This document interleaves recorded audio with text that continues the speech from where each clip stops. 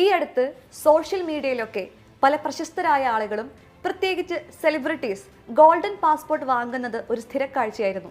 So എന്തിനാണ് ഈ golden passport? പല രാജ്യങ്ങളിലെയും സിറ്റിസൺഷിപ്പ് വളരെ എളുപ്പത്തിൽ യാതൊരു നൂലാമാലകളുമില്ലാതെ ഗോൾഡൻ പാസ്പോർട്ട് ഉള്ള ഒരാൾക്ക് നേടാൻ കഴിയും.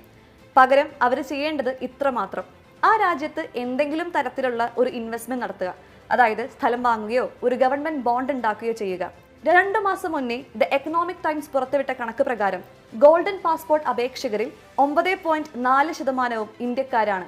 വൈ? ഇന്ത്യൻ പാസ്പോർട്ട് എന്ന് പറയുന്നത് ലോകത്തിലെ തന്നെ വൺ ഓഫ് ദ വീക്കസ്റ്റ് പാസ്പോർട്ടാണ്.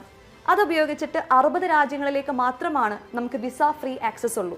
എന്നാൽ ഒരാൾ ഗോൾഡൻ പാസ്പോർട്ട് നേടുന്നതിലൂടെ അയാൾക്ക് കരീബിയൻ രാജ്യങ്ങൾ ഉൾപ്പെടെയുള്ള രാജ്യങ്ങളിലെ സിറ്റിസൺഷിപ്പ് നേടാനാവുകയും അതുവഴി 157 രാജ്യങ്ങളിലേക്ക് ഒരുപാട് യാത്രകൾ എളുപ്പത്തിൽ ചെയ്യാനും അവരുടെ ബിസിനസ് സാധ്യതകൾ